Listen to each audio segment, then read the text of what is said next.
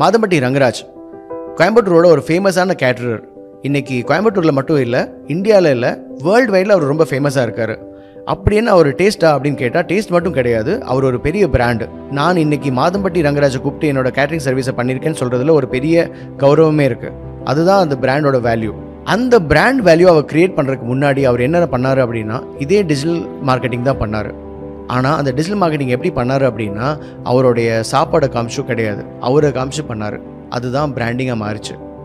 Branding பண்ணி அவருடைய இதை ப்ரொமோட் பண்ணிட்டு இருந்தாலும் ஸ்பெண்ட் பண்ணி அவருடைய சக்ஸஸ் எங்கே நடந்தது தெரியுங்களா உங்களுக்கெல்லாம்? விக்ரம் மூவியோட சக்ஸஸ் மீட்டில் தான்.